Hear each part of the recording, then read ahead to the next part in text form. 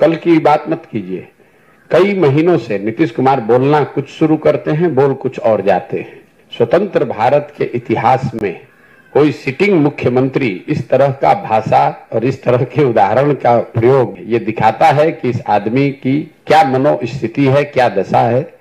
या तो उनको समझ नहीं है या डिल्यूजनल हो गए हैं। मैं अंग्रेजी में रोज कहता हूं डिल्यूजनल हो गए हैं, उनको समझ में नहीं आ रहा कि हम बोल क्या रहे हैं और पूरी जनता हंस रही है। अब उनके राजनीति का अंतिम दौर चल रहा है। 2, 4, 5, 6 महीना जितना दिन खींच कर चल ले, इसके आगे अब चलने वाले नहीं है। पूरे बिहार की जनता रोज देख रही है, सिर्फ एक बयान का मतलब नहीं है। उनकी असंवेदनशीलता, उनकी राजनीतिक हाराकिरी, कभी उलट के दाएं कभी उलट के बाएं। छपरा में लोग जहरीली शराब से लोगों की मृत्यु हो गई तो राज्य की मुखिया के होने के नाते शोक संवेदना व्यक्त करने के बजाय पॉकेट में हाथ डालकर हंस रहे हैं, कह रहे हैं कि जो पिएगा वो मरेगा। अपने आप को बड़ा काबिल समझ रहे हैं, जबकि जनता नीचे हंस रही है। हर गांव में, हर घर में थू थू हो रहा है नीतीश कुमार के नाम पर। और ऊपर बैठे हुए हैं जो वो है ना, राजा की एक कहानी कि राजा जब को महंगे कपड़े का पहनने का शौक हुआ तो किसी ने बताया भैया और पतला और पतला।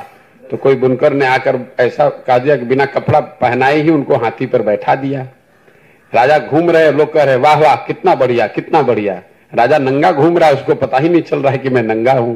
तो नीतीश कुमार की वही हालत है। वो और उनके 4-5 दरबारी मिलकर बता रहे कि सर बहुत अच्छा बहुत अच्छा, और नीतीश कुमार को लग रहा है कि मैं बहुत बढ़िया होते जा रहा हूं। सच्चाई यह है कि जनता हंस रही है उनकी मूर्खता पर, उनकी अज्ञानता पर, उनकी नासमझी पर, उनके कुशासन पर।